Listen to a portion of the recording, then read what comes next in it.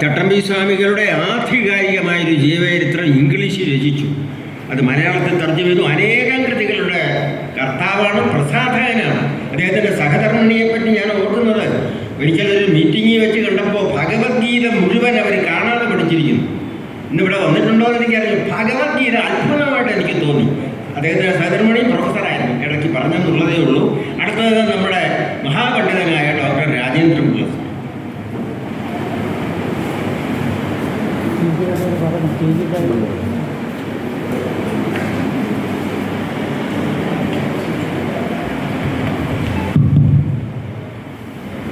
സർവാദരണീയനായ അധ്യക്ഷൻ, അനന്തപുരിയുടെ സാംസ്കാരിക തിലകമായ doctor Vilakkudi Rajendran sir, എല്ലാ സമയത്തും ചട്ടമ്പി സ്വാമികളുടെ ജീവിതവുമായി, പ്രത്യയശാസ്ത്രവുമായി, ആശയ ആദർശങ്ങളുമായി ജീവിതം ഒഴിഞ്ഞു വച്ചിരിക്കുന്ന അനന്തപുരിയിലെ മറ്റൊരു ചൈതന്യം ശ്രീ മോഹൻകുമാർ സാർ, എൻ്റെ മുന്നിലിരിക്കുന്ന പണ്ഡിതോചിതരായിട്ടുള്ള വ്യക്തിപ്രഭാവങ്ങളെ എല്ലാവർക്കും വിനീത നമസ്കാരം. ഞാൻ 2 മിനിറ്റ് മാത്രമേ പറയുന്നുള്ളൂ, സമയം അതിക്രമിച്ചിരിക്കുന്നതുകൊണ്ട്. സത്യം പറഞ്ഞു കഴിഞ്ഞാൽ ചട്ടമ്പി സ്വാമികളുടെ അല്ലെങ്കിൽ അദ്ദേഹവുമായിട്ട് ബന്ധപ്പെട്ട് 2 വിഷയങ്ങളെക്കുറിച്ച് ആധികാരികമായി നടന്ന അതുല്യമായിട്ടുള്ള സെമിനാർ ഈ വേദിയെ സമ്പന്നമാക്കി, ധന്യമാക്കി. സർവകലാശാലയിൽ ശരിക്ക് ഗവേഷണം നടത്തുന്ന 2 വിദ്യാർത്ഥികൾ, ആമിനയും ഹരിതയും, അവർ 2 പേരും ശരിക്ക് അതിമനോഹരമായിട്ട് അവരുടെ വിഷയങ്ങൾ അവതരിപ്പിച്ചു എന്ന് ഞാൻ സംശയലേശമെന്നേ പറയട്ടെ. കാരണം എല്ലാ സമയത്തും ചെറുപ്പക്കാർ പ്രബന്ധം അവതരിപ്പിക്കുമ്പോൾ ആ പ്രബന്ധങ്ങൾ ശരിക്കും സ്മാർട്ടായിരിക്കും. സ്മാർട്ട് എന്ന് പറയുന്നത് ആധുനിക മാനേജ്മെൻറ്റിലെ ഏറ്റവും പ്രഗത്ഭമായ ഒരു ടേമാണ്. ചട്ടമ്പി സ്വാമികളും സ്മാർട്ടാണെന്ന് ഞാൻ അടിവരയിട്ട് ആവർത്തിച്ച് അംഗീകരിച്ച് പറയും. അതിന് തെളിവ് എൻ്റെ കയ്യിലുണ്ട്.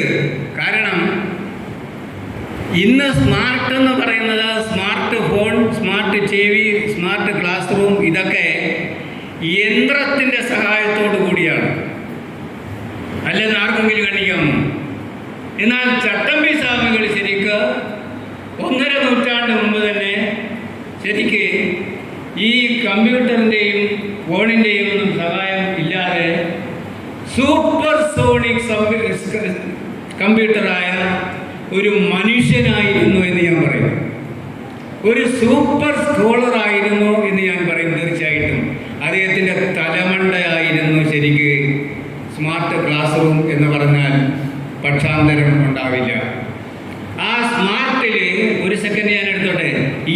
എസ്, ആ എസ് എന്ന് പറയുന്നത് ആധുനിക മാനേജ്മെൻറ്റ് ശാസ്ത്രത്തിൽ എസിന് വ്യാഖ്യാനം വേറെയാണ്. അത് ഞാൻ പറയുന്നില്ല, സമയക്കുറവുണ്ട്. പക്ഷേ ചട്ടമ്പി സ്വാമികളിലെ സ്മാർട്ട് എന്തെന്ന് പറയാം. ചട്ടമ്പി സ്വാമികൾ ഹൈലി സ്പിരിച്വലായിരുന്നു, ആധ്യാത്മിക പണ്ഡിതനായിരുന്നു എന്ന് മാത്രമല്ല, സ്പിരിച്വൽ മാത്രമല്ല, അദ്ദേഹം സ്കോളർലി ആയിരുന്നു എന്നുള്ളതാണ്. അപാര പാണ്ഡിത്യത്തിൻ്റെ ഉടമയായിരുന്നു അദ്ദേഹം. ആദ്യത്തെ എസ്. രണ്ടാമത്തെ എം എന്ന് പറയുന്ന അക്ഷരം, അദ്ദേഹം ഹൈലി മോട്ടിവേഷണൽ ആയിരുന്നു. ആരെയും പ്രോത്സാഹിപ്പിച്ചിരുന്നു. ഒരുപാട് തെളിവുകൾ നിരത്താറുണ്ട്. മോട്ടിവേഷണൽ മാത്രമല്ല, അദ്ദേഹം മാഗ്നിഫിസൻ്റ് ആയിരുന്നു. എല്ലാവരെയും ശരിക്കും ഒരുപോലെ കണ്ട ഒരു ഉദാരമതിയായിരുന്നു അദ്ദേഹം ചട്ടമ്പി സ്വാമികൾ. മൂന്നാമത്തെ ശരിക്ക് അദ്ദേഹം ഹൈലി അഡോറബിൾ ആയിരുന്നു, അക്സെപ്റ്റബിൾ ആയിരുന്നു. ഏറ്റവും കൂടുതൽ ബഹുമാന്യനായിരുന്നു, ആദരണീയനായിരുന്നു, അംഗീകരിക്കപ്പെടേണ്ട ഒരു വ്യക്തിപ്രഭാവം ആയിരുന്നു, മഹായോഗിയായിരുന്നു. അടുത്തത് 6 എന്ന് പറയുന്നത് ഈ സൊസൈറ്റിയോട് അദ്ദേഹം ജനിച്ചു വീണ സമയത്ത് ഈ കേരളത്തിൽ ഇരുട്ടായിരുന്നു. ഇരുട്ടെന്നുള്ള 3 അക്ഷരം മാത്രമേ ഞാൻ അവതരിക്കുന്നുള്ളൂ. ഇരുട്ടായിരുന്നു. താൻ അനുഭവിച്ചിട്ടുള്ള ഇരുട്ട് ഒരു കാരണവശാലും തൻ്റെ കാലഘട്ടത്തിലുള്ള മറ്റുള്ളവർക്ക്, സഹോദരങ്ങൾക്ക്, കൂടപ്പിറപ്പുകൾക്ക്, ഈ സമൂഹത്തിന് ഉണ്ടാവരുത് എന്ന് പൂർണ്ണമായിട്ട് വിശ്വസിച്ചുകൊണ്ട് സമൂഹത്തോട് റെസ്പോൺസിബിളായിട്ട് ജീവിച്ച വ്യക്തിയാണ്. റെസ്പോൺസിബിലിറ്റി കാണിച്ച വ്യക്തിയാണ്. അദ്ദേഹത്തെ പോലെ ശരിക്കും സമൂഹത്തിന് വേണ്ടിയിട്ട് ഉത്തരവാദിത്വ ബോധത്തോടെ അതാണ് നവോത്ഥാനം എന്ന് നമ്മൾ വേണ്ടി വിളിക്കുന്നത്. മറ്റു വ്യക്തികൾ കുറവാണ്. അതിലെല്ലാത്തിനും വരിയായിട്ട് അവസാനത്തെ അക്ഷരം ആർ എന്ന് പറയുന്നത് എപ്പോഴും മാനേജ്മെന്റിൽ ടി അവസാനത്തെ അക്ഷരം ടി. ആ ടി മാനേജ്മെന്റിൽ എപ്പോഴും ടൈം ബൗണ്ടാണ്, സമയബന്ധിതമാണ്. പക്ഷേ ചട്ടമ്പി സ്വാമികളെ സംബന്ധിച്ചിടത്തോളം അത് ടൈംലെസ് ആണ്, കാലാതീതമായിട്ടുള്ള ആശയങ്ങളാണ് അദ്ദേഹം സമ്മാനിച്ചത്. എന്തുകൊണ്ടാണ് 150 വർഷം കഴിഞ്ഞ് നമ്മൾ ഇന്ന് അദ്ദേഹത്തിൻ്റെ ഈ പുസ്തകം തപ്പിയെടുക്കുന്നു? അദ്ദേഹത്തിൻ്റെ കാലഘട്ടത്തിൽ ശരിക്ക് കാണപ്പെടാതെ പോയ, പഠിക്കപ്പെടാതെ പോയ, നമ്മൾ അറിയാതെ പോയ ആ പുസ്തകം ഇന്ന് ശരിക്ക് തപ്പിയെടുത്ത് ചർച്ച ചെയ്യുന്നെങ്കിൽ, സെമിനാർ നടത്തുന്നെങ്കിൽ അതിൽ ഡോക്ടർ എ ഉണ്ണികൃഷ്ണൻ സാറിനെ കണക്കുള്ളവർ എണ്ണത്തിലേറെ ശരിക്ക് ശിഷ്യഗണങ്ങളെ കൊണ്ട് ഗവേഷണം നടത്തിക്കുന്നുണ്ടെങ്കിൽ അത്രത്തോളം ശരിക്ക് അമൂല്യനിധിയാണ് ആ പുസ്തകം എന്ന് ഞാൻ പറയും. തീർച്ചയായിട്ടും ടൈംലെസ് ആണ്, കാലാതീതനായിട്ടുള്ള വ്യക്തി. ആ കാലാതീതമായിട്ടുള്ള ആശയങ്ങൾ അദ്ദേഹത്തിൻ്റെ മുമ്പിൽ സാഷ്ടാംഗ പ്രണാമം നടത്തിക്കൊണ്ട് ഇത്തരത്തിൽ ഒരു സെമിനാർ സംഘടിപ്പിച്ച ശ്രീ മോഹൻകുമാർ സാറിന് എല്ലാവിധ നന്മകളും വരട്ടെ എന്ന് പ്രാർത്ഥിച്ചുകൊണ്ട് ഞാൻ നിർത്തുന്നതിന് മുമ്പായിട്ട് ഒരു കാര്യം കൂടെ പറഞ്ഞോട്ടെ.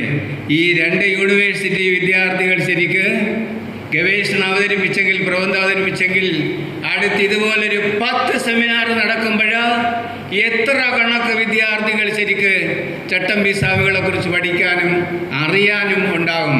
അതിലൂടെ ശരിക്ക് ചട്ടമ്പി സ്വാമികൾ പുതിയ തലമുറയിൽ എത്തണം എന്ന് പ്രാർത്ഥിച്ചുകൊണ്ട് മാഡം ഉൾപ്പെടെയുള്ള ഇവിടെ ഗവേഷണം പ്രബന്ധം അവതരിപ്പിച്ച എല്ലാവരുടെ മുമ്പിലും സാഷ്ടാംഗ പ്രണാമം അർപ്പിച്ചുകൊണ്ട് അവർക്ക് എല്ലാവർക്കും നന്ദി പറഞ്ഞുകൊണ്ട് ചട്ടമ്പി സ്വാമികളുടെ പാദങ്ങളെ നമസ്കരിച്ചുകൊണ്ട് നിർത്തട്ടെ. നന്ദി, നമസ്കാരം. അടുത്തത് Shri T G Divakar sir.